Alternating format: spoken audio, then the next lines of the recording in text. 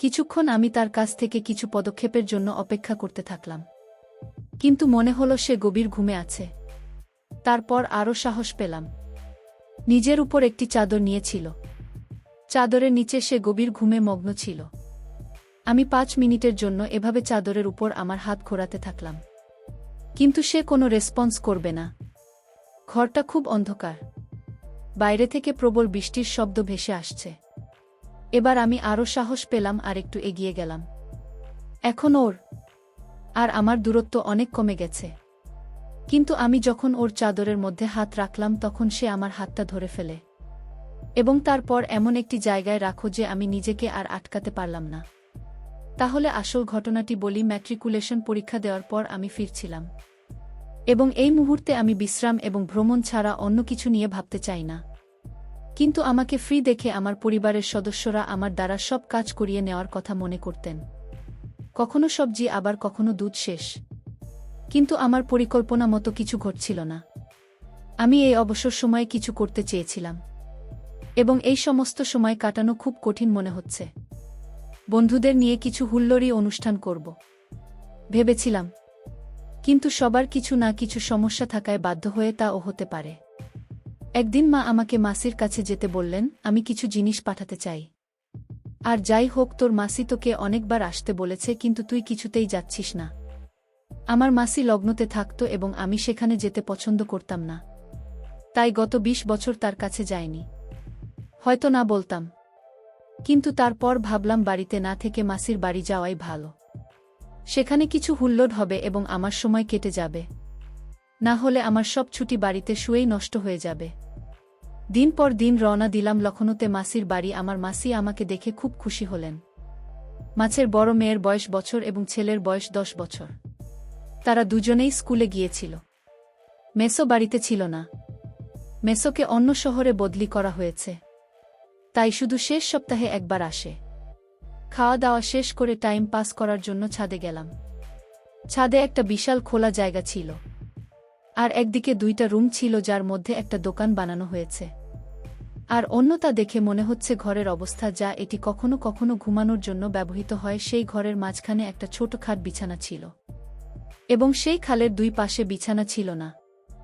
ঘরের একপাশে একটি ছোট চা গাছ ছিল, যার মধ্যে একটা স্টোর রুম বানানো হয়েছে, আর অন্যটা দেখে মনে হচ্ছে ঘরের অবস্থা যা এটি কখনো কখনো ঘুমানোর জন্য ব্যবহৃত হয়।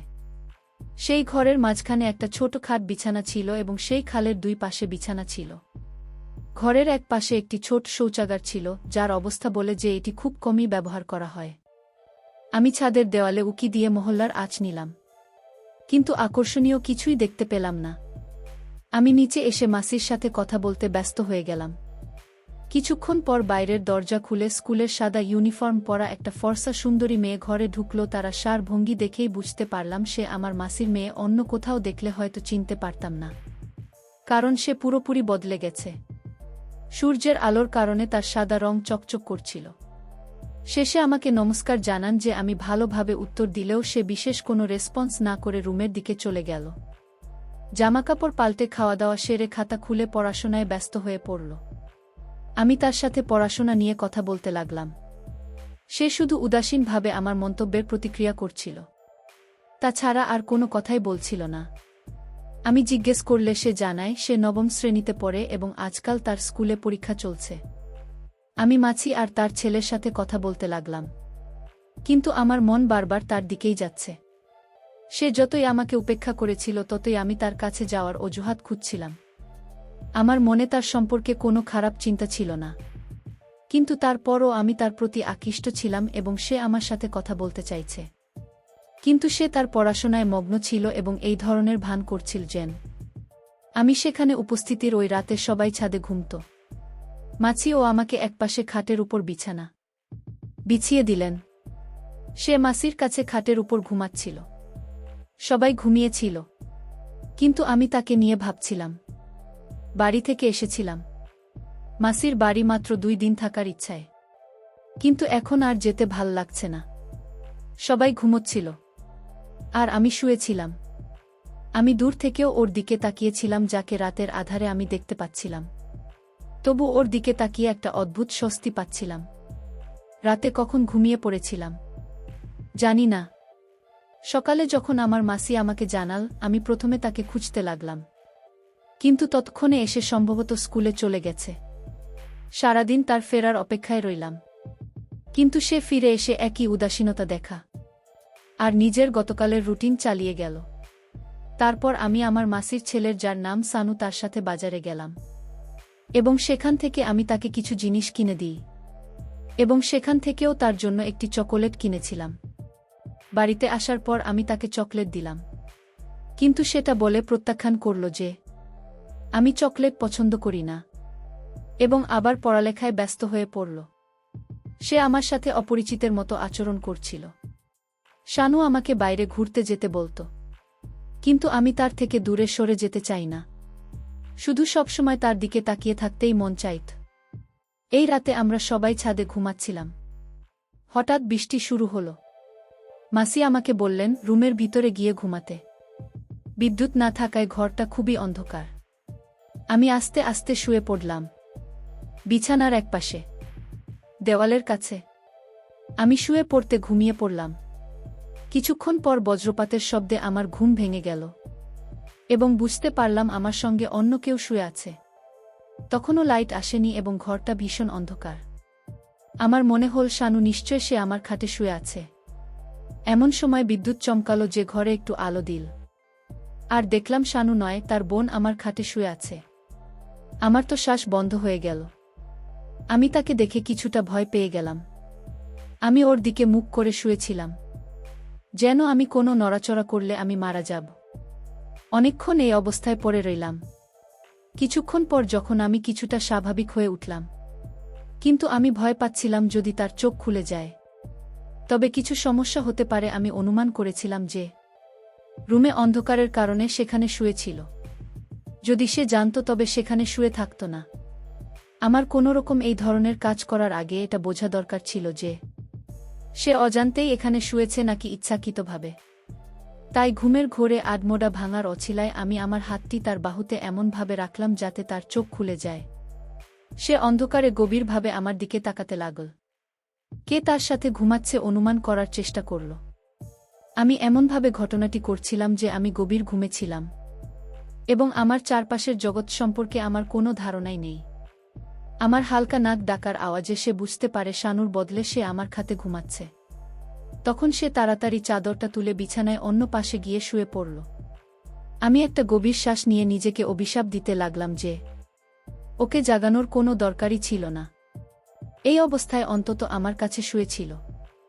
এখন জানি না এমন সুযোগ আর পাব কিনা। পরের দিন সে আগের মতোই আচরণ করল। মনে হচ্ছিল না যে সে আগের রাতের জন্য কিছু রিয়াক্ট করেছে। আজ সে আগের চেয়ে অনেক কষ্টে পড়ালেখায় ব্যস্ত ছিল। আমি কিছুটা সাহস সঞ্চয় করে তাকে সমস্যার কারণ জিজ্ঞেস করলে মাসি আমাকে বললেন যে গতকাল তার ম্যাক পেপার আছে আর সেই ম্যাচে খুবই দুর্বল। আমি বললাম আছি, চিন্তা করবেন না, আমি তার প্রস্তুতি করিয়ে দেব। এ কথা শুনে তিনি কিছুটা স্বস্তি বোধ করলেন। আমি গভীর রাত পর্যন্ত তার সাথে বসে তাকে গণিতের জন্য প্রস্তুত করি। যখন পরের দিন সে পেপার দেওয়ার পর এল, তখন তাকে খুব খুশি দেখাচ্ছিল।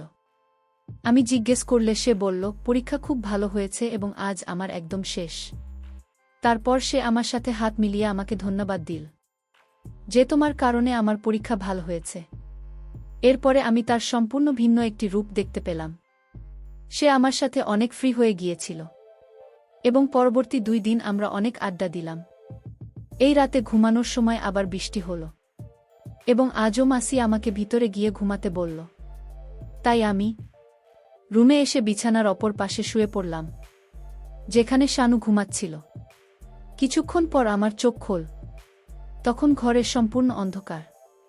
এই মুহূর্তে বিদ্যুৎ চমকালো এবং সেই কয়েক সেকেন্ডের আলোতে আমি অনুভব করলাম যে কিছুক্ষণ এভাবে শুয়ে থাকার পর আমি ভাবলাম আজকে আবার ওকে যাই, না হলে আলো জ্বললে বা সকালে উঠে মাসি যদি আমাকে দেখেন, আমি জানি না সে কি মনে করবে।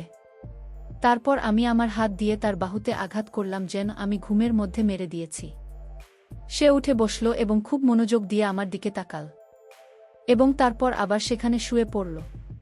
কিন্তু আমি তখন শুয়েছিলাম এবং ঘুমের মতো অভিনয় করতে থাকলাম। আমি দেওয়ালের দিকে ছিলাম আসে বিছানায়। আমাদের মধ্যে দূরত্ব খুব কম ছিল, কিন্তু এখন কি করব বুঝতে পারছিলাম না। আমি উঠে অন্যদিকে ঘুমানোর কথা ভাবলাম, কিন্তু তারপর আমি 10 থেকে 15 মিনিটের জন্য সেখানেই শুয়ে থাকলাম। রাখতে আমি বুঝতে পারলাম না আমার কিছু হতে লাগল। কিছুক্ষণ তার কাছ থেকে কিছু আচরণের অপেক্ষায় রইলাম, কিন্তু মনে হলো সে গভীর ঘুমে আচ্ছন্ন। তখন আমি আরও সাহস পেয়ে গেলাম। সে নিজের গায়ে চাদর দিয়েছিল। আমি চাদরে হাত রাখছিলাম, কিন্তু সে সাড়া দেয়নি। ঘরটা খুব অন্ধকার আর বাইরে থেকে প্রবল বৃষ্টির শব্দ ভেসে আসছে। এবার আমি কিছুটা সাহস পেয়ে আরেকটু এগিয়ে গেলাম। এখন ওর আর আমার দূরত্ব অনেক কমে গেছে, কিন্তু আমি ওর চাদরে হাত দেওয়ার সাথে সাথে সে আমার হাতটা ধরে ফেলে। এবার মনে হলো আমার জীবন বেরিয়ে যাবে, কিন্তু কিছু না করে সেখানেই পড়ে রইলাম এবং আমার হৃৎপিণ্ড দ্রুত স্পন্দিত হতে লাগল।